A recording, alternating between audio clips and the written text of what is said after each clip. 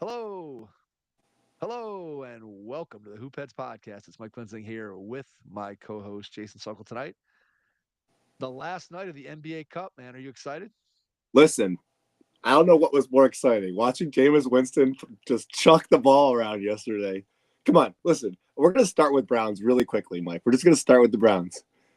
The fact that Troy Aikman just basically annihilated Deshaun Watson the whole broadcast was the most glorious thing I've ever heard in my life. The Browns, he made the point that the Browns would possibly be competent and be in contention for the playoffs if Jameis had been the quarterback. Now, I'm not going to say that that's 100% the case, but you can't tell me that this team is not better with this guy at the quarterback position. Even with his two pick sixes and his deliver, did you see his press conference after the game? Did you hear? He said No. after the game, I just asked the Lord to deliver me from pick sixes. The Lord did deliver. Regardless, at least it was an entertaining product and something that I would enjoyed watching. And I think you texted me something along those lines. And That was the most entertaining Browns game I've seen in a long time. And it's nice because when they're 3-8, obviously you're not at all invested in whether they win or lose. So it was just an entertaining game. And look, Jameis is entertaining in that you never know which team he's going to throw the ball to, but he's going to chuck it around. So yeah, look, if you give me a choice right now between Deshaun Watson or Jameis Winston as my quarterback, I would take Jameis Winston 100 times out of 100. But I don't think Jameis Winston is the key to playing winning football. I mean, there's no way that you can yeah, think that he's going to lead you to any kind of serious contention in terms of being a real threat in the playoffs at any point. Not this year, obviously, but even going forward. Look, I don't know what their other options are as far as a veteran QB. So if they end up re-signing Jameis Winston, he's the starting quarterback going into next season. What I will say is that it seems like the team buys into him, and it certainly is nice to watch a guy play quarterback who cares about the results of what's happening out on the field, which you certainly could not say about Deshaun Watson. So that's kind of where I stand. It was an entertaining game. That was probably the most fun Browns game I've watched in years, and partly again because I think the outcome really didn't matter to me I one think way or the other. definitely the best game since Baker beat the Steelers in Pittsburgh, right? I mean, that 35-0 start to that game or whatever the heck it was, 28-0. That was definitely the best game we've seen since that game. I For would sure. agree. I would agree with that. Okay. All right. So sorry. I mean, we took our end of the podcast discussion and we put it at the front, and that's gonna be the last Browns we're gonna talk about. So we're gonna talk about the last night of the NBA Cup. We're gonna talk about the excitement of the NBA Cup or lack thereof. We're gonna talk about Father Time, but may finally catching up, Mike. But first, the NBA totals draft from the beginning of the season. Last week the spread was 11, Mike. The spread is now 18. My teams are dominating because of the Cavs wins, the Washington wins. So Mike, your highest total is 15 or 16. You have this Jazz losses at 16. I have three that are higher than that. I have the Cavs wins, I have the Washington losses, and I have the Boston wins. Um, my stragglers were my three late round draft picks, basically, other than the Rockets wins. That by the way, the Rockets wins I got with the last pick, and they have 15 wins right now. So that one was a steal for me for sure. But well, I'm just glad I didn't go. I feel like when I was hemming and hawing on that one, and I was almost about to take the Warriors, but I took the Rockets because I just didn't have confidence. And actually, honestly, the Warriors wouldn't have been a terrible pick either because they have 12 there. But I mean, yeah, the Rockets wins right now are looking pretty good. So, and you're getting hampered. Although, as you pointed out, the Philly has won two in a row. Despite Embiid has not played, right? No, he is not. Super team. Super team. You have the Pelicans who have 4 wins, and you have Philly who has 5 wins. The Pelicans, you may as well write them off. They're your Memphis Grizzlies of this year, Mike. Right? Yeah, I don't see how the Pelicans rebound Did you, from this. I look listen, at this point, whether Zion plays oh, this he's season or playing the not. field, baby. He's playing the field, baby. Did you see he's sliding into the Instagram DMs of the girl from the Tyson fight? No, I didn't see that. He commented on her post because she said she was going to New Orleans. He said, "Holler at me." That's what he's worried about. Man, I look,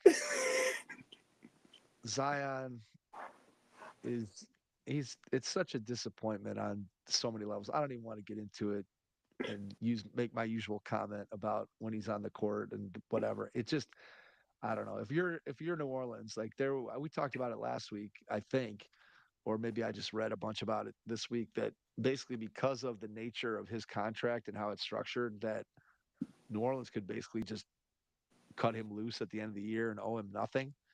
And the fact that that is even being remotely considered or being talked about as a real possibility.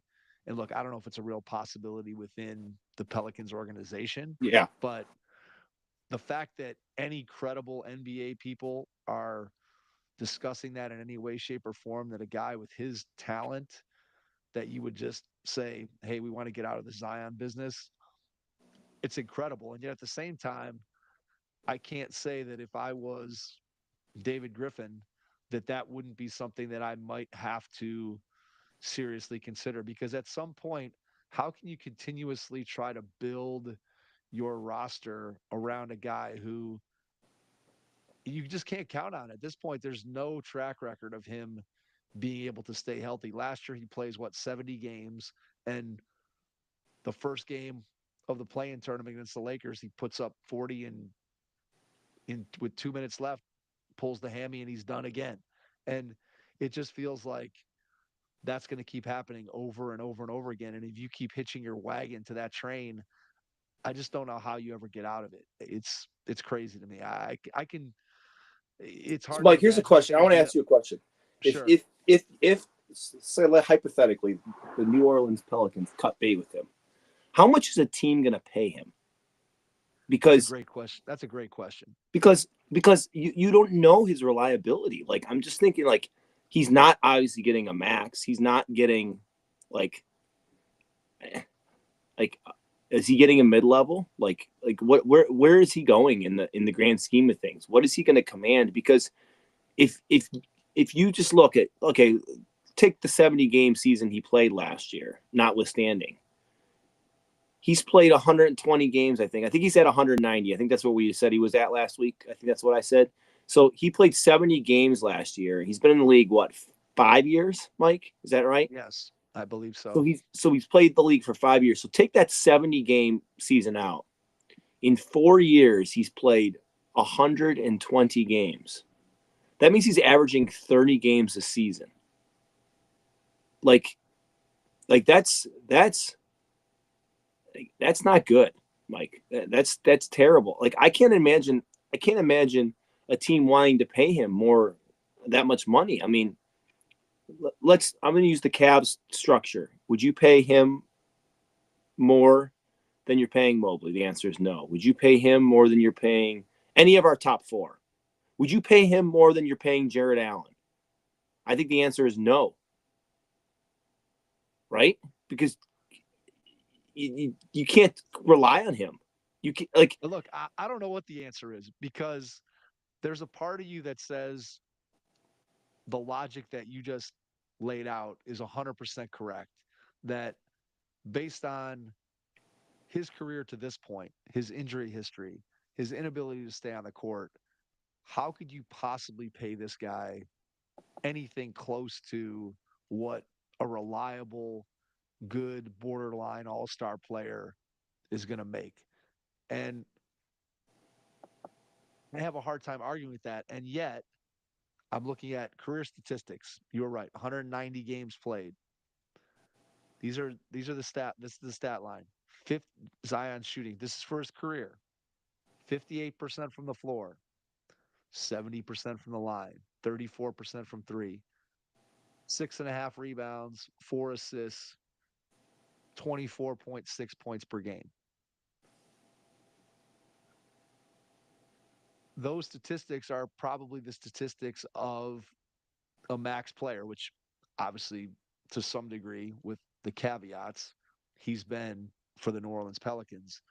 And to your point, nobody's going to sign him to that type of contract, I wouldn't think. But all it takes is one team that thinks, hey, we get the guy in our building and we get him with our medical staff and we turn him around. He continues to mature and begins to take the game a little bit more seriously, takes his conditioning a little bit more seriously, takes his off field antics a little bit more seriously. And suddenly you're back to we have a guy who is an extremely talented player. And when he's been at his best, he's been among the best players in the league. And so it's hard to imagine that there wouldn't be one team out of 30 that wouldn't talk themselves into Zion Williamson. Now, are they talking themselves into him at a max contract point? I don't think so. But all it takes is one. And I don't think you would get Zion for cheap. Let's put it that way. I think he'd make more money probably than you think. It's going to be a When you look short-term around. contract, right? It's going It to be would a be a short-term short-term contract. right. It would And be a and short-term I can't contract. imagine the team's going to be like guaranteed money situation. Like I just can't. I can't imagine any team doing that right now. Right? Maybe a team guarantees 2 years, or maybe you have 1 year and it's a team option. I don't know. Maybe it's similar to the deal that Kyrie signed with the Mavericks. I don't know what it is. It's certainly not going to be a long-term deal. And but the reality is that talent oftentimes trumps all these other things that you and I are talking about. And rightly or wrongly, I think there would be a team that would give Zion more money than you and I probably think is rational, simply because of Well, listen. the There's going to be a talent. team. There's going to be a team. There will be a team. There would be a team. Now, there would be a team that would have like money, lots of money to use, and I could see them being the team that spends the money, right? But the question is, would he be signed with it? Would he sign with anybody, or would he need to sign with someone that's like a playoff contender, like theoretically the New Orleans Pelicans? Like, who is he going to sign with? Like, I At this guess point, does Zion, what does it matter? I mean, Zion, he's never played in a playoff game. a playing game doesn't count, right? No, it does not count. I mean, he's never played in a playoff game. So it's not like this guy has a long track record of playoff excellence where he can say, oh, I don't want to slum with a team that's not going to be a contender. I think Zion, based on what we've seen to his point, his career to this point, he would probably go where the money is, regardless of what the team looks like. But I Brooklyn don't know. Nets. I don't. Maybe. I mean, it's possible. I just have no idea what. I mean, your question is a great one. Well, how much? I guess it comes down to how You much didn't would think I was you? going How to much? ask a great question tonight, did No, you, it's a Mike? good. No, it's a really good question because I think it's one that is really, really difficult to answer. Because I think the reality of what he would get paid versus what, if I was an NBA GM, what would I be willing to pay him? So let me take that theoretical and actually try to apply something to it. So I think what I would do if I really wanted Zion Williamson on my team, or if Zion Williamson was available and he wanted to sign with my team, I think what I'd probably offer him is a $40 million deal for 2 years with a team option in year 3, and probably only the first year guaranteed, the second year having weight clauses, game clauses, whatever I could legally put into that contract to protect myself in year 2. I think that's about where I'd go. $20 million a year for Zion. Okay, listen. Sounds fair to me. Um, I don't know that I would invest that much money into it, but I also could see how a team could rationalize and try talking themselves into it if they had the money to do so. Because as you have mentioned, if he is on the floor, he is a generational talent. There's one problem. The word is if. Theoretical Yeah, if. Right? absolutely. All right. Okay. So you asked me a question off the rip tonight, and I didn't answer it. Am I excited for the NBA Cup? Here's what I'm excited for.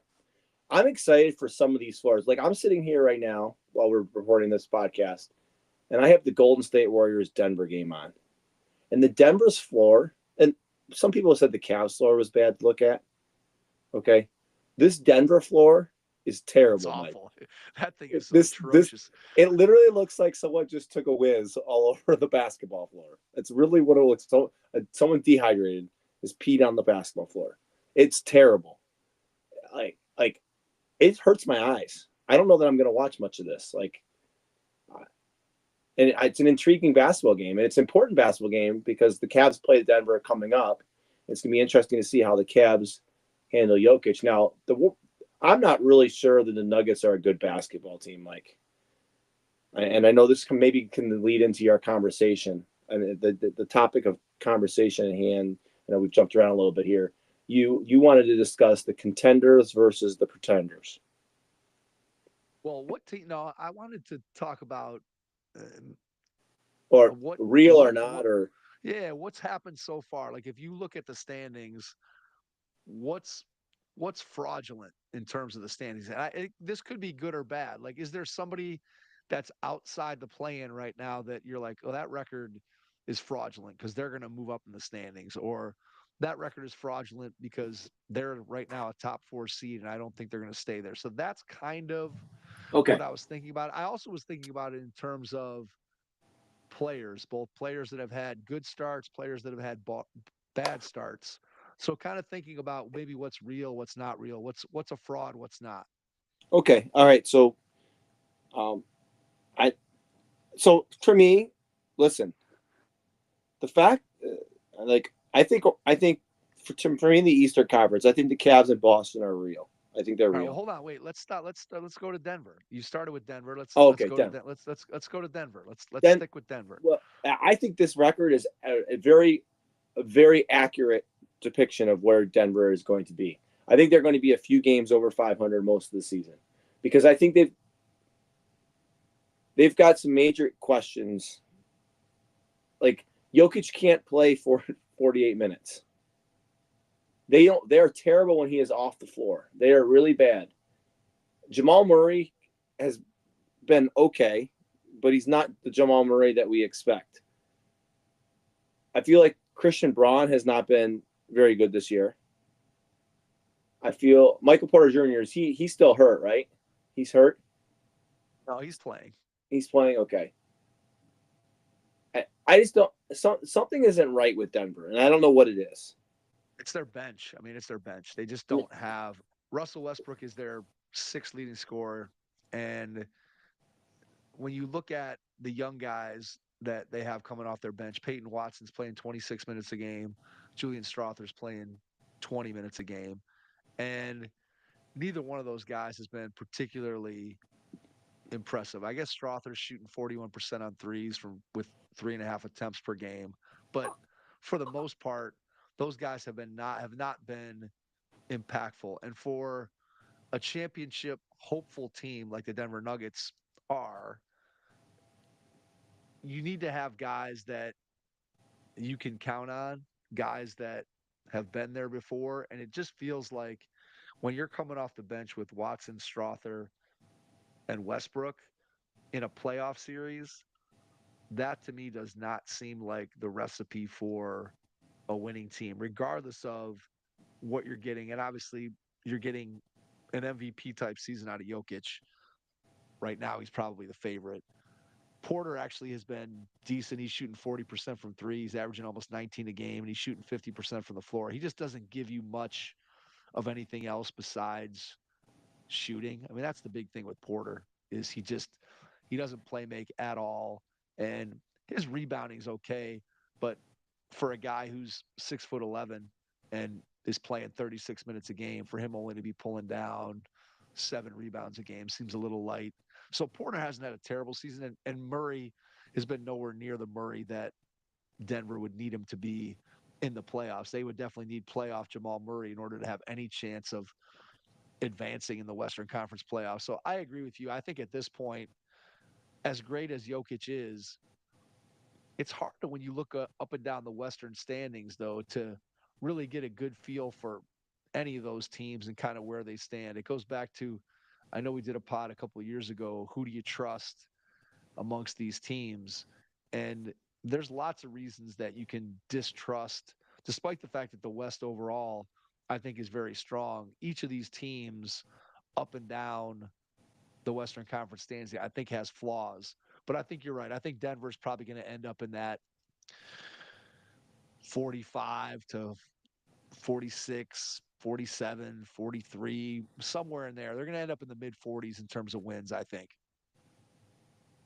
Yep. Which is unfortunate for me because I have them in our pick pool. Well, So it's not terrible. They're not going to end up with 28 wins. that's true. That's true. They're So, not going to end up with 15 wins like your New Orleans Pelicans. Could be a lot worse. It could be much worse than that. So I don't know. All right. Denver, I'm worried about them as a title contender. I'm not worried about the bottom falling out of Denver as long as they have Jokic. And who knows? Maybe Denver has a trade somewhere to make that they're probably one really good bench player away from, I don't know about being a true. You mean like any of the people they could have kept that they didn't keep? Yeah, probably. Caldwell Pope. Yeah, Caldwell Pope's he's been objectively horrible though for the Magic. So I'm not sure. Yeah, I'm not sure that the problem with is that a fit KCP, thing, or is that a fit thing, or is that a? I mean, he didn't play well last year. He didn't really play well last year. I think. I mean, again, maybe he's on the downside of his career, but the big thing for Denver is not so much that you lost KCP. It's just that you lost a guy who was filling a spot with semi-competent basketball and also a veteran guy who had won a title with you. And now you elevated Christian Braun, who's been fine. He's averaging 16 a game and playing pretty well, but he used to be your guy off the bench. And now you sort of have lost that spot. So it wasn't necessarily KCP, the individual. It was more KCP, the guy on the roster that now everybody had to bump up a slot. And they just didn't have guys who were ready to step in and fill those roles in the same way. So I think that's where the loss of KCP hurts them more than KCP being an actual player on their team, if that makes any sense. Yeah. All right. I'm letting the dog out.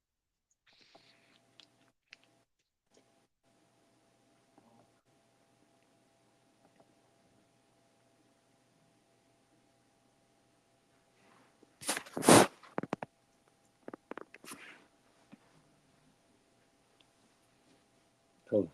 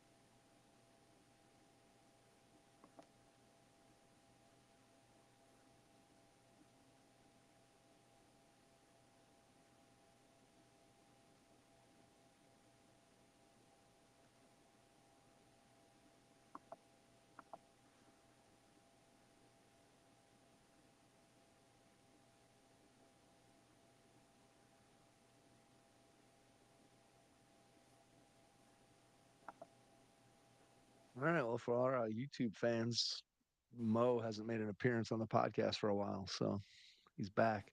I didn't even hear him, if I'm being honest with you, Mike. Okay. Well, there you go. He would have just kept barking, so had no We're all choice. good now. We should be. Hopefully that was the last. Hopefully that was the last one of the night. All right. Okay. So I'll let you pick up. I think that Well, kind we of were done. concluded. We never. Okay. I don't think we need to say All right. So anything I'm going much to go after back that. to the East, and we're going to talk to the East. Okay. Here. So that was at. So our break started at 22:50. So when you edit Got it. 22:50, do you want me to text that to you? No, I got it. I'll figure it out. Okay. All right. So talking about teams that we think are for real, if I think in the Eastern Conference, I'm going to say that I think there are three teams that I feel pretty confident are real. I feel like the Cavs are real. I think the Celtics are for real, and I think Orlando's for real. I mean, they're doing this without Paolo, Mike. They're playing really, really well without Paolo. Now, once again, I want to be clear here. When I'm looking at, we've played 18 games in conference, so as same as the Celtics. Okay, out of our 22. The Magic have played only 16 of their 23 games in conference, so they've played 7 more games out of conference, and you know the Eastern Conference by far is an easier conference to play in. Okay, so when you're looking at the teams, although when you look at teams like Brooklyn has had more success against the Western Conference for some reason. I don't know why. Figure that one out. Brooklyn is 3-12 in conference, and they're 9-13 overall. They're 6-1 against the Western Conference, Mike. Brooklyn. What does to explain that? Is their position in the standings fraudulent? I mean, I don't know. Is Brooklyn going to be a play-in team? Well, they are right now. I can't imagine. I can't imagine they're a playing team. I mean, I can't see it. But and then you look at. I mean, listen, the 76ers have a huge hole to climb out of, and I just don't. I'm not buying that they're going to be able to do that. Charlotte is basically on the back burner now because of LaMelo's injury. Right, 2 weeks. You know that's going to turn into he's a ball, so he's going to be out for a month. Okay. Toronto, I don't see it. I mean, honestly, Mike, Detroit's pesky. Detroit's pesky. JB's got him playing. I'm not saying that, but Brooklyn, I can't see Brooklyn being in the play-in, right? They're going to be a play-in team, do you think, Mike? All right. Well, can I just address the Magic first, and then I'll come back to the Yes. Yeah. then I'll come back to the Brooklyn Nets. So Orlando, I think you're right. I think Orlando is legit. I think New York is legit as far as they're going to finish in the top 6. I do have a fraudulent take on the Knicks, but I'll save that because I want to ask you a question about the Magic. Franz, what he's Dude, his done, stat line recently. fraudulent or not? I mean, let me look at who they played against. That's what I'm going to do. I've got pulling it up right now. Okay. So recently, the Knicks was that today? Tonight they played the Knicks. They got killed. Got killed. Nets, Bulls, Hornets, Pistons, Lakers, Clippers, Suns, 76. Okay, so I'm not ready. Let me just say, I did not say that schedule is making you lean toward fraudulent.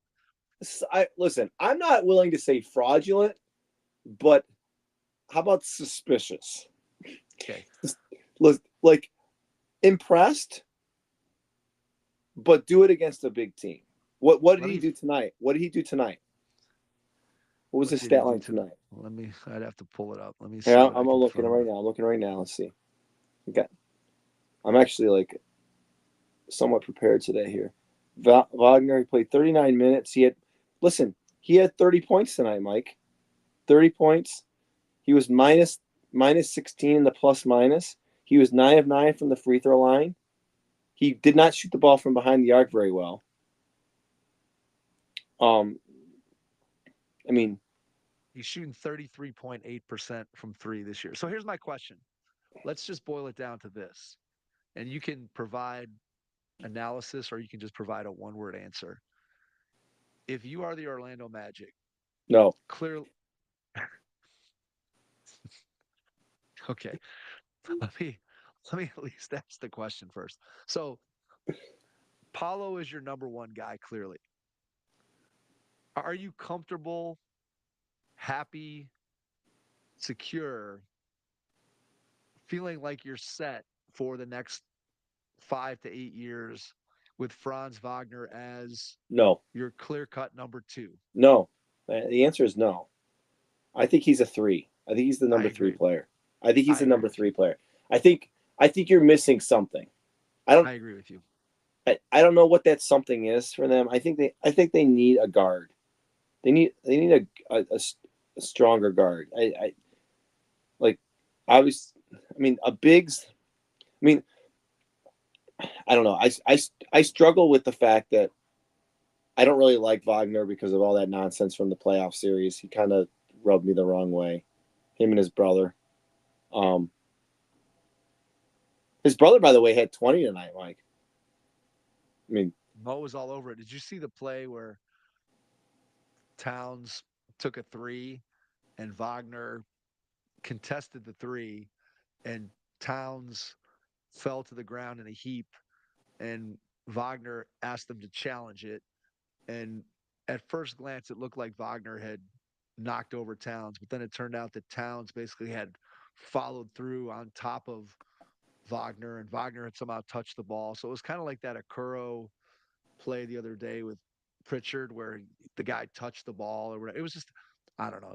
It was a very strange play, but anyway, Mo Wagner was definitely up to Mo Wagner antics in the game tonight. And look, if Mo Wagner was on your team, he'd be a guy you'd like because he hustles all the time. He makes a lot of winning plays, and he's annoying. I mean, he's annoying to other teams. There's no question about that.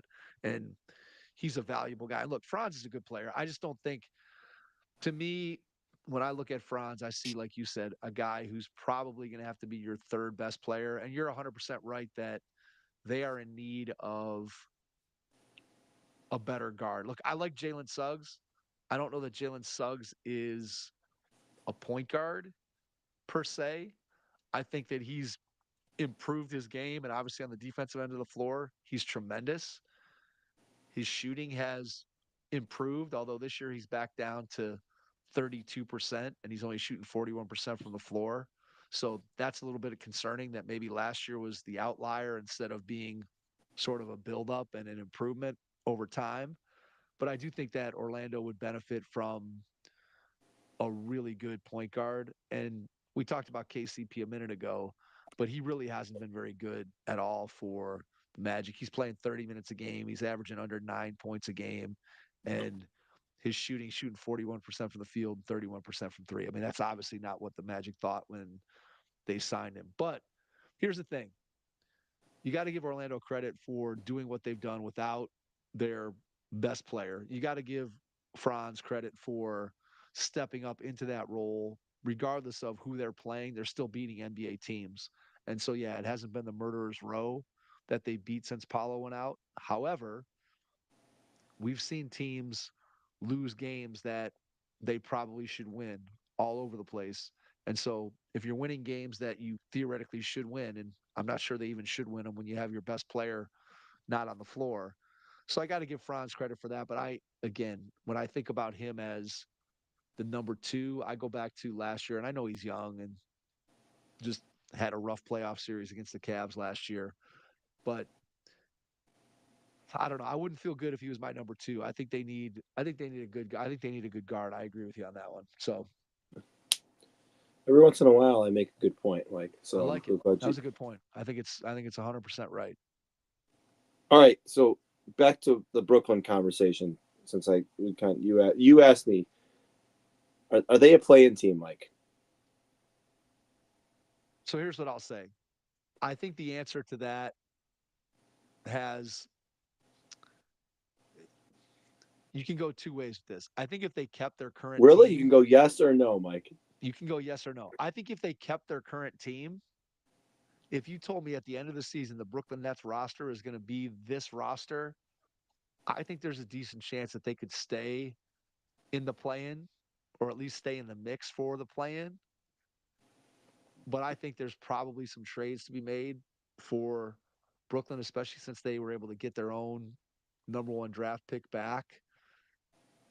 To me, I think that they're a team that is going to, as we get towards the second half of the season and we get closer to the trade deadline, that they're going to be making some moves to try to move down in the standings. Nobody saw this coming. I think most everybody predicted that Brooklyn would be probably one of the worst three teams in the league. And not only that, but probably be pretty unwatchable.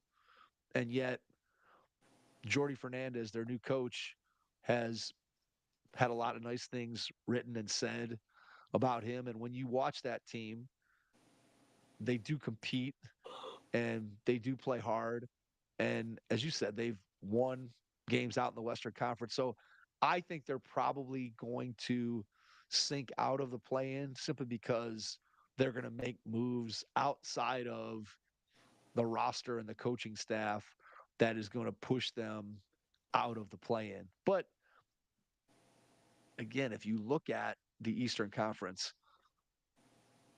I don't know like who's good in the Eastern Conference. If you say to me that Milwaukee is a good team, which when you start talking about They've schedule won and how this 7 in a row, baby.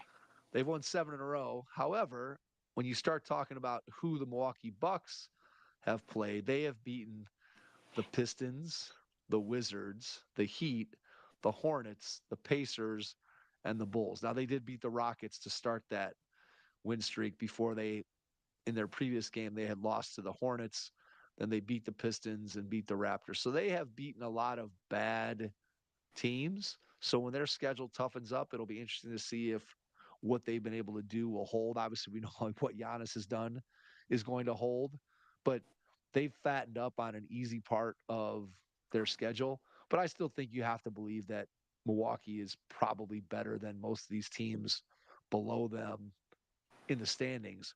But beyond that, Atlanta, now I know the Cavs struggled to play the Atlanta Hawks and lost 2 in a row to them. And I want to talk about Atlanta in a second, but I don't know how good Atlanta is. Miami is not good. Chicago is not good. The Pacers are not good.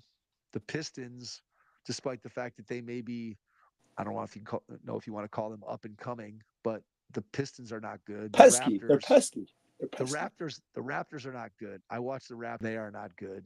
The Charlotte Hornets, without LaMelo, are not good. I'm not sure how good they were with LaMelo, but they're certainly not good. Philly, look, the talent of Maxey and George, and eventually if Embiid gets back on the floor, would have you believe that they're probably going to climb out of the cellar of the East. They're 2.5 games out of the play-in, so I think that you have to believe probably in Philly's talent in the long term, at least to get to the 9-10 seed somewhere in there.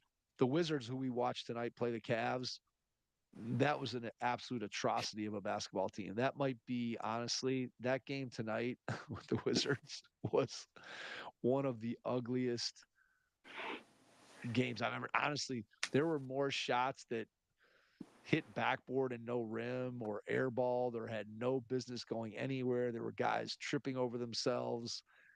That team is There was a possession, Mike, that they had 3 guys injured all at the same yeah, time. it was bad.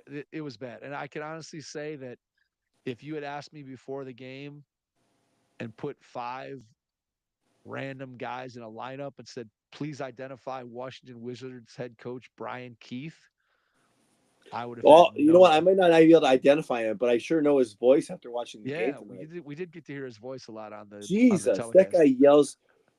He yells more. He yells more. I don't even know. Very like ridiculous the amount of yelling. I could not have identified him though. And the Wizards are completely and utterly horrendous. That was just that game was an abomination. The Cavs, at times, it looked like they were just, hey, whatever, man. We're just going Hey, out here. We're gonna try some stuff, and question, Mike. Did you know that if a so like the G League team played today? Did you know this? Did you know the G League played this morning? yeah, I saw that on the telecast. Did you know that guys can play in both games the same day? It's like I it, guess I didn't know that, but I also didn't not know that, if that it's makes not like sense. something it's not something that came to your mind because all I know is I'm sitting at school today and I was like, all the Canton Charger like I saw it on my Twitter. And it said the Canton Charger playing, and I was like, oh, I wonder. And I saw Craig Porter Jr. had a ridiculous dunk in the game, and I'm like, wait a second, the Cavs play tonight. Isn't he gonna like be on the bench? And then I saw that Jalen Tyson was also on the floor. I'm like, wait a second, he's been getting minutes. This is strange. And then I was like, well, I wonder if that means they're not going to play tonight. And then they played, and I was like, wow, that's interesting. I didn't know that you could play if they have games separated that you could play in both. I just didn't like. I mean, I guess it makes sense. We let high school kids like play multiple games the same day. There are a lot of. I wonder if there's a certain number of quarters they're allowed to play if they're doing that. Like I don't know what that rule is. That's something I want to look into. Like I know that's something to do with their contract. They're two-way contracts or whatever, but it's just interesting. I don't know. Yeah, I had no idea, and it wasn't something that honestly I really had ever thought much about until saw that on the broadcast tonight that those guys had played in the game earlier in the day. Probably it doesn't set up too often either where a team's at home playing in their same arena and It happens then they again on play. Thursday, by the way. All right, well, maybe they'll play again. Who knows? Yeah. Let's put it this way: the Canton Charge probably could have given the Wizards a pretty good game tonight. I would have to guess because, like I said, that team. They're going nowhere fast. I didn't see much out of Alex Sarr other than he looks like a fairly good athlete. I'm not sure he has much basketball ability. Carrington looked okay. I didn't think that he was anything great. Koulibaly was fine. I just, man, they let's put it this way: the Wizards currently do not have any foundational pieces that they can look at and say, this guy, when we're good, this guy is going to be a part of our roster. That guy is not. That guy is not in Washington yet. So as they continue to work towards the bottom of the standings and try to work their way towards the top of the lottery odds, they will be crossing their fingers, holding their breath, rubbing their lucky penny, whatever it is that they're going to do to try to be able to get somebody, whether that's Cooper Flag or somebody else in the draft that can turn that franchise around because they just do not have any foundational pieces that I can see Yeah. from tonight. That was atrocious. All right, I have an Atlanta Hawks take for you. Go ahead. So I sent you a text about we need a new theoretical guy since theoretical Rodney Hood, who we haven't really talked about much on the podcast in many, many years. Theoretical Rodney Hood retired. And so we needed a new guy to sort of step up into the void. And at least in the two games against the Cavs and in the time that he's been back from injury, DeAndre Hunter is becoming a candidate for our theoretical player of the year because what he's doing is what I think people thought. Well, not, I didn't think so, but some people thought, obviously the Atlanta Hawks thought that he could become a guy who could defend and do some things for you offensively. And DeAndre Hunter's played in 11 games this year, and he's averaging almost 19 a game with 4 rebounds. He's not much of a playmaker, averaging just 1 assist. But DeAndre Hunter against the Cavs was very, very good. He was And so good, Mike. He was just jacking it up there, and everything was going in. that's what I'm saying. Theoretical DeAndre Hunter, See the which new I don't Rodney think we're Hood getting since that. Rodney Hood's He's retired the now. he's the new Rodney Hood. All DeAndre right. Hunter is my new Rodney Hood. So from now on, DeAndre Hunter on the podcast will officially be known as theoretical DeAndre Hunter. Okay. I mean, it's fair enough. I mean, he Is that every fine? time he shot the ball, I have to say, like the first two times he made it, he's like, well, I was like, that's not going to continue. And then we got to the second game on Friday, which I only caught bits and pieces of it because it was in the middle of the day, which probably didn't lend too well to the Cavs, anyways. But 2:00 start time is bizarre. And every time he shot the ball, I just put my head down, like, oh crap, it's going in. I feel like that about the Hawks. I feel like the Hawks have given the Cavs problems for the last 3 or 4 years. It feels like they always play well against the Cavaliers, or maybe the Cavaliers always play poorly against the Hawks. I'm not sure what the balance is between those two, but it definitely feels like the Hawks always give the Cavs problems. Whenever I see Atlanta on the Cavs schedule, I never count that one as a victory. I just look at it and think, man, that's going to be a much tougher game than it should be, and I'm not sure why. Okay, yeah, okay. Before we go to the Western Conference, Mike, let's prognosticate the Cavs schedule, and then we'll move to the Western Conference. Does that sound good? Can I do one more thing? Yeah. Sorry. Okay. No, no need to apologize. So I want to read you. I'm going to read you two player stat lines for this. This is their season statistics. One of these players is, I would say at this point, probably a likely all-star. The other player probably is not. But I'm going to read you the two stat lines. Okay. I'm ready. All right. Player A is playing 31 minutes a game. Okay. Averaging 17 points a game, 9.3 rebounds, 2.8 assists, 1.6 blocks. Now that's player one. So again, 17 points, 9.3 rebounds, 2.8 assists, 1.6 blocks. Let me give you their shooting percentages as well. Shooting 54% from the floor, 30% from three, 82% from the free throw line. All right, that's player one. That's player one. Player two is averaging 36 minutes a game, scoring 20 points a game, pulling down 9.8 rebounds, averaging 5.5 assists, 1.1 blocks, shooting 50% from the field, 36% from three, and 74% from the free throw line. Which one of those two players do you think is having a better season? The first one. The first one. Okay. Why do you say that? Because I'm pretty sure that's Evan Mobley, so I'm going to go ahead and say it. Okay. All right. That is Evan Mobley. Do you have any idea who the second player is? The second player plays for the Atlanta Hawks. Is it DeAndre Hunter? It is not DeAndre Hunter. It is not DeAndre Hunter. Not Trae Young. It is not Trae Young. Trae Young is not averaging 9.8 not rebounds Clint per Capella. game. It is not Clint Capella. Bogdanovich. I want to see how long it's going to take you.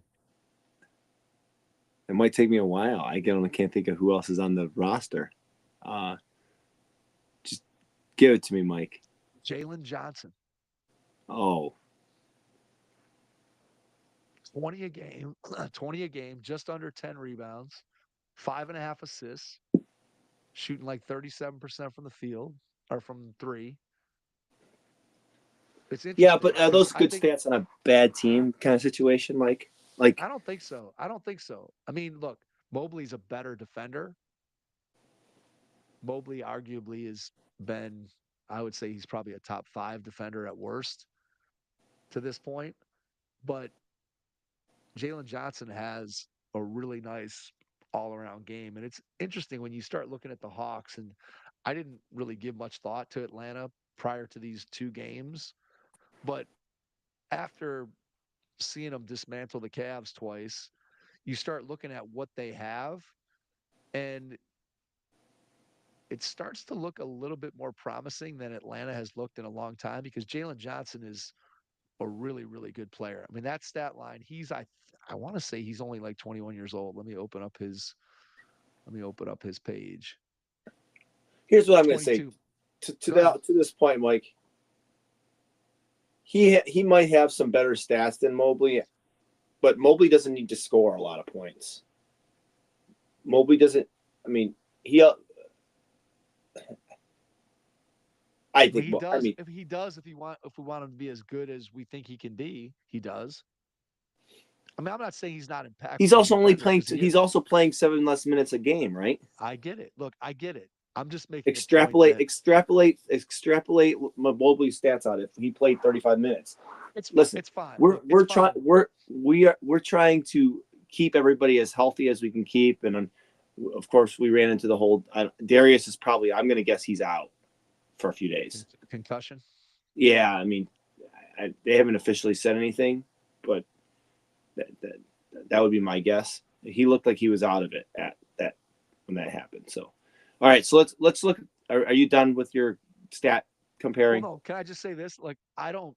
This the whole idea of that exercise was not to denigrate Evan Mobley, who's having a great year.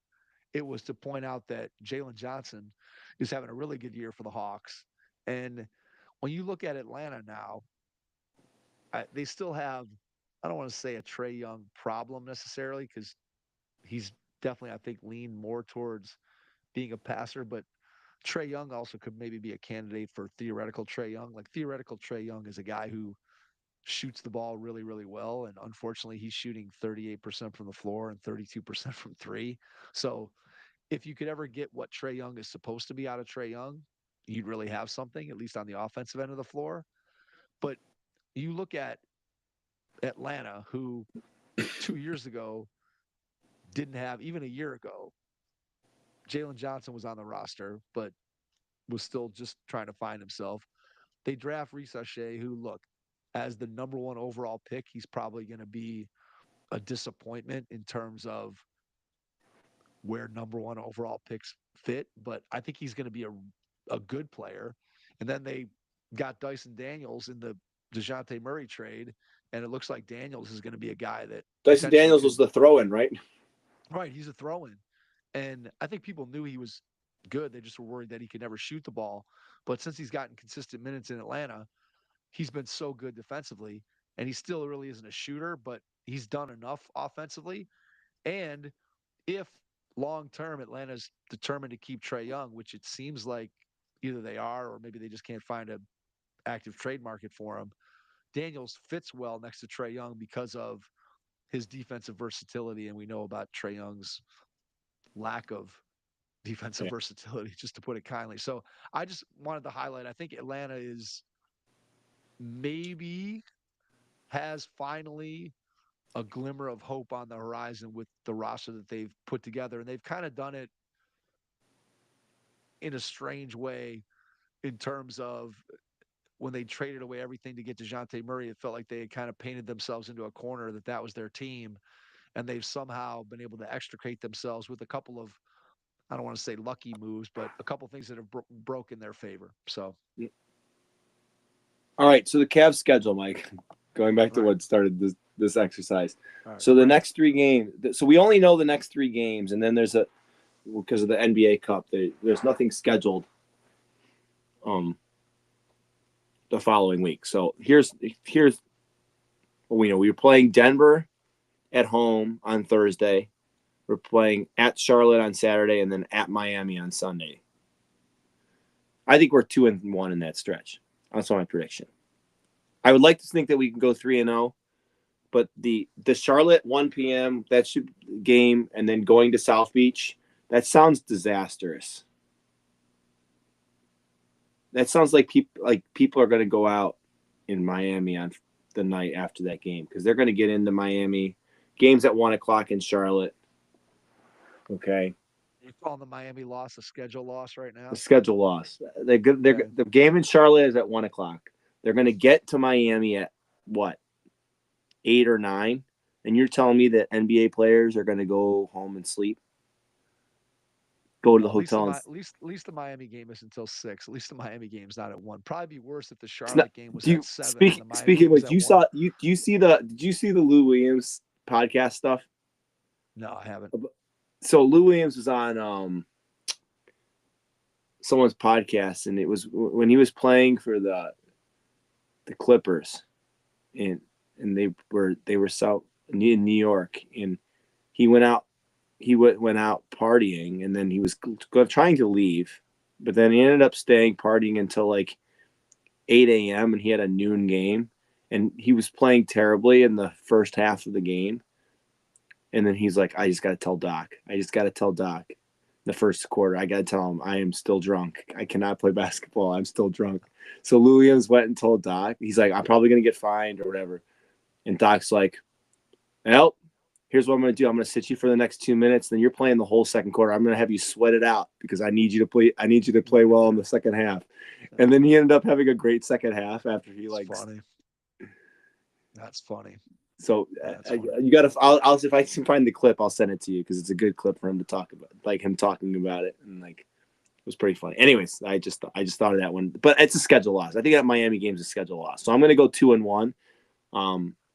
I'd like to think we can beat Denver, even if Darius doesn't play. I'd like to think we can beat them. I think we have enough pieces because they don't have anyone on their bench, and we're going to throw a lot. I'm going to guess that they're going to start Allen on him. Right? I would think so, yeah. And then Mobley's going to help. That would be my assumption. But I think we got a chance to beat Denver for sure. So, all right, I'm going to say 3-0 just to be contrarian. I could definitely see 2-1, either losing the Denver game or losing the Miami game. But I'm going to go ahead and say 3-0. I think this next stretch of 6 games, and I know they're going to have some games with the NBA Cup in there between Miami and when they're scheduled for the following Friday against Milwaukee. But after that, on the 27th, right after the holidays, and they go out to Denver, Golden State, the Lakers, and Dallas. That's a tough road trip. And so I think they want to try to stack up as many wins here as they can before that. So I'm going to go 3-0. but then the schedule after that, other than Oklahoma, you play Oklahoma City twice in a stretch of 6 games there. 1, 2. Yeah, then you have Indiana twice, Toronto. Look, I mean, anytime you're playing Eastern Conference teams, you should look at those and say pretty much anybody in the East, with the exception maybe of Boston, you feel like the Cavs should be able to take care of business against. And then in the Western Conference, like I said earlier, I think all those teams are flawed. And I know we really haven't jumped into the West at all. I don't know if you want to go over there next, but yeah, there's. It's up to you, Mike. I don't know how long you want this podcast to go tonight. You're the captain of this ship. It's already 11:30. So if you want to do the Western Conference, we can go for it, or we.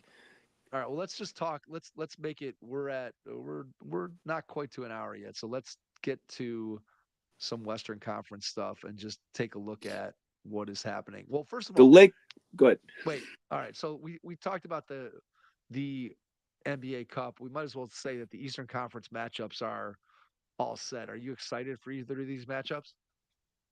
You enlighten me, Mike, because I'm not. I don't even know what they are. Orlando will be traveling to Milwaukee. That will be one quarterfinal game. Okay. And the more interesting game is the Atlanta Hawks going to the New York Knicks. So you have Trae Young. Oh, let's bring it.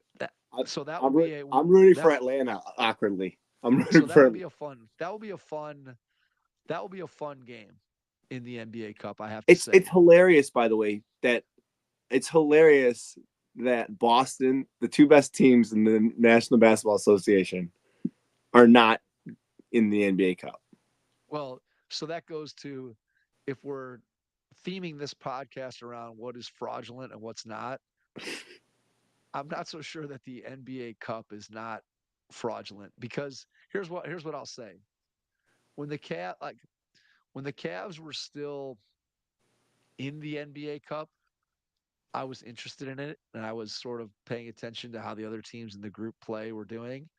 As soon as the Cavs were no longer in it, I honestly can say I was not anxiously watching the point differentials and trying to see who was going to play in it. I really didn't care. I had a question, Mike. Should they just go the 4 best records in should we just go the 4 best records in the East and the 4 best records in the West at this point at X point in the season, or is that unfair because it might depend on who you're playing? But at the same time, the groupings also, like if you look at the Cavs groupings, like I don't know. I think you have to. You can't just go by who are the top 4 teams right now because that defeats the whole purpose of what they want to do in terms of making these regular season games more meaningful, making them making people pay more attention to this particular subset of regular season games, which I do think to that extent it's worked with the courts, with the idea that, hey, this is an NBA Cup night. I get all that. I still think that Okay, so here, can I I don't. ask a counterpoint? Can I ask a counterpoint? Would it be Sure. more interesting if instead of it being the top 4 teams, we do this the group play, but then after the group play, all 32 teams get thrown in to it, and it's a true in-season tournament. And based on the group play, they get seeded, and then everybody has a shot. So then, even if you went 0-4 in the group play, and it's kind of like a March Madness situation, would that be more interesting? Yes. It's probably a nightmare to schedule it, right? Probably. I think one and done is more interesting. And you would probably be in a similar situation where I think some teams care about the NBA Cup, or maybe you care about it after you win your first game, or you win your second game, or you win by a big margin and you think, okay, now we're going to make it. And maybe if you lose your first game or you lose a game by 25, you're like, we're out of it and who really cares? Or maybe we just don't want to play that extra game, or who knows? It's hard to know what the motivations are of different organizations. And I don't know if there's any really one great format. I think But I think if you did, Mike, if you did it that way, then no one. I think you could somehow make it work that a team wouldn't play an extra game. Like I think if everybody's in the tournament, like the first game. Now, what probably is too hard is after that first game happens, like schedule, like having to make a schedule based on after the first game. I think the first game wouldn't be a problem. I think say one night is, and you'd have to make it like the like. Let's just hypothetically speak. This I know we want to get to Western Conference, and we're probably now going to make this a 90-minute podcast. But like, say you take like the Monday of or the first day is all Eastern Conference teams. Eastern Conference plays, they stagger it at 7 and 9, however. Okay. And you have, 8 matchups, right? Because how many teams are there in each? There's 30 teams, so this is why we need expansion. Oh, yeah. Once they go to expansion, maybe they can do this. So then the top teams get buys, right? Right. So that gets us to 28. Yeah, the top teams get buys, and then we're done. The top 2 teams get buys.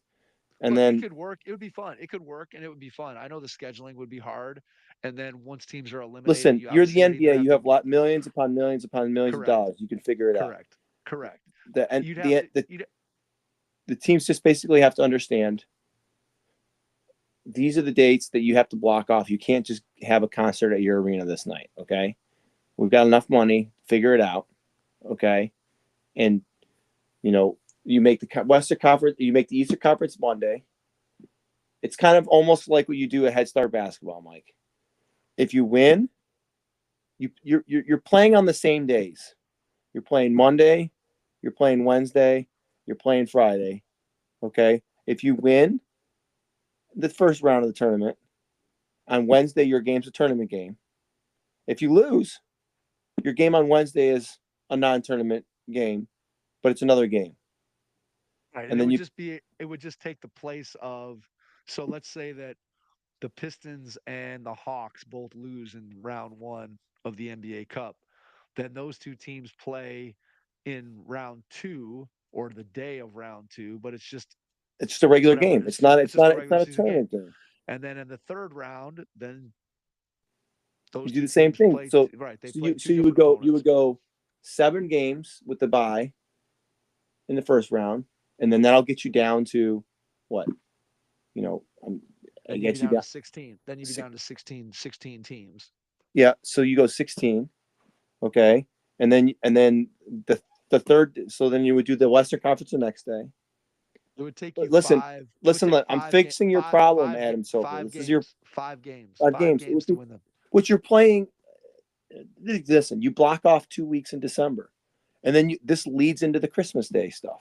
I'm fixing your problem, Adam Silver. I'm fixing the problem.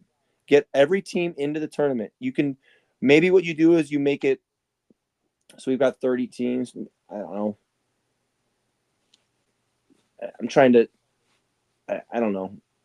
Is that too much though? Is that too much? Is that No, too I don't. much? It's Is it we're too much? playing. I'm They're asking. playing, Mike. They're playing the games anyways. Think of it this way: the teams that are playing in these tournament in the NBA Cup, when they're not playing, everyone else is playing the next day. It's not too much. It's not.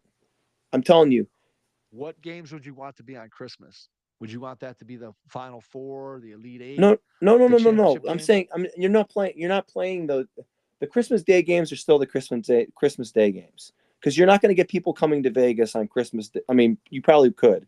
You're not going to get people coming to Vegas on Christmas Day for your tournament games. I'm saying the first 2 weeks of December are the NBA Cup, or like because we're essentially playing the NBA Cup the second week of December, right? Because it's next week, right? Correct.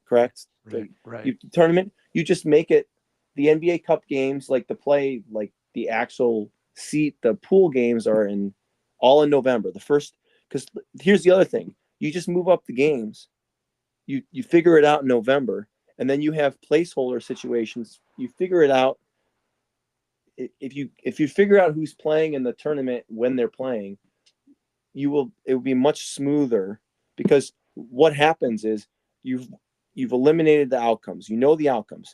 You figure the games out in the first 3 weeks.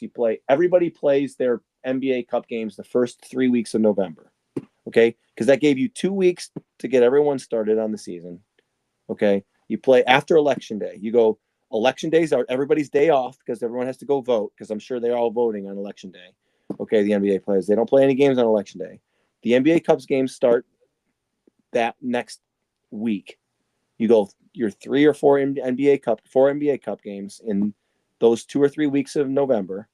Then Thanksgiving, they announce, Black Friday. You figure out who you're playing against in the NBA Cup. They announce the NBA Cup seedings and all that, and then after they do that, the first 2 weeks of December is the actual NBA Cup. It's the tournament. Monday, Eastern Conference, Tuesday, Western Conference, Wednesday, Eastern Conference, Thursday, Western Conference, Friday, Eastern Conference, Saturday, Western Conference, and then you're down to the Final Four.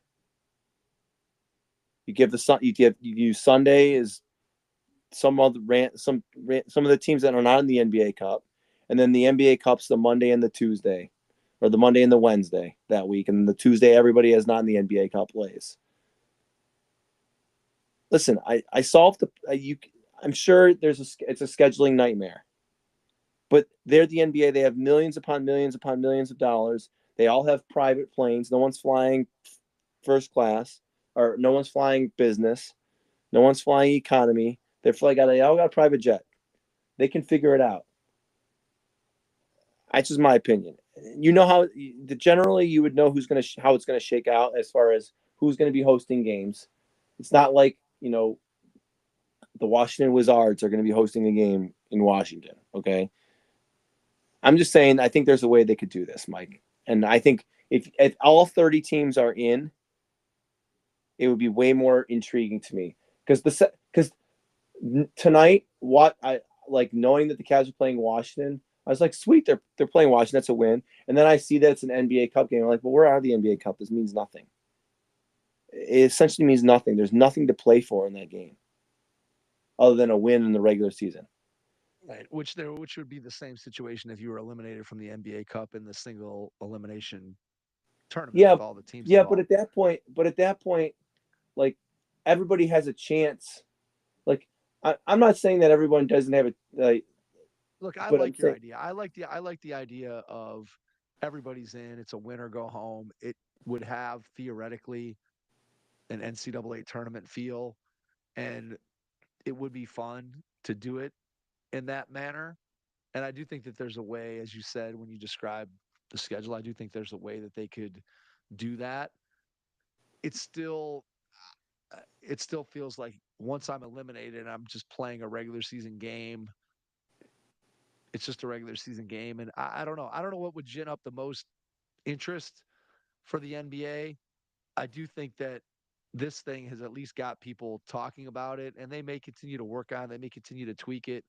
I'm not sure that it's perfect. I'm not sure it's ever going to be something that everybody really cares about, but there will be certain teams in certain years that will care about it for a variety of reasons. Maybe because they're an up and coming team, maybe because they're a team that's trying to prove themselves, maybe because their coach cares about it, maybe it's because their GM cares about it. I don't know what the reasons are why one team would care more than another, but I do think that it's interesting.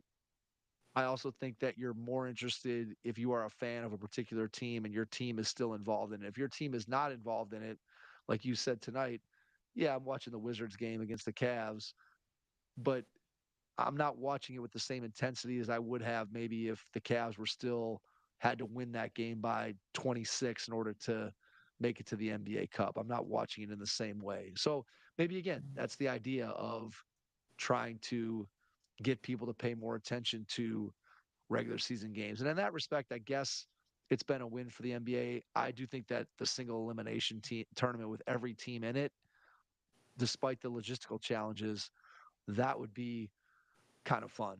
But I don't know if it's going to happen just because of, like you said, the scheduling, I think could be challenging. Yeah, and probably getting teams to have home, like even amount of home games, that might be difficult too with that. But I'm sure they could figure it out. Okay. There's a way you Well, can do the it. way you can do it, Mike, is what I've talked about it before. Is why do I need to know the full schedule? Like they did that one season, right, where they announced part of the schedule and then they didn't announce the other part. Right. That was the COVID year. Yeah, well, they could do that again, right? Like, what does it It could matter? definitely be done. If they wanted to do it, they could do it. Let's put it that way. If they wanted to do it, they could do Yeah. it. There's no All question right. about So that. let's talk So, about Western Conference. all right, we don't have to go deep into the Or do we Western Conference. or do we just save the Western Conference and that could be our focus next week, Mike? I don't know. Trying to think of what specific things that I really want to hit on the Western Conference, and maybe we do just save the Western Conference Let's just for. save the Western Conference. All right, that sounds like a plan. I'm good with that because Do we that. talked mostly East. I guess we talked Denver, and that was the only Western Conference team that we really discussed. I do think that there are some exciting fraud candidates in the Western Conference, both good and bad. But Let's have let's another. save that. Let's let them have another week to build their case, Mike. All right, let's do that. All right, I like it. All right, well, thank you for checking out tonight's, I guess, Eastern Conference centered NBA pod. That we didn't really know that direction, the direction that we were going to go with it, but that's the direction that it took. So, again, thank you for listening to this NBA episode of the Hoop Heads podcast. We really appreciate it. And to all of you out there, thanks for listening, and we will catch you on our next episode. Thanks. All right. We were a little all Yeah. over the place in that one, Mike. Yeah. It was kind of we were very random. We were very random there. But that's what a That's all right. conversation is, right? It's very random. Yeah, it is. It's all right. It's all good. It's all good. So All right. So hey, Mads has a game tomorrow, so we're potting Thursday then. yeah, Thursday. So we have who do we have? Let me Do we have think. Brost this week? Brost is going to go next week. Okay. So he's going to go next week. So I talked to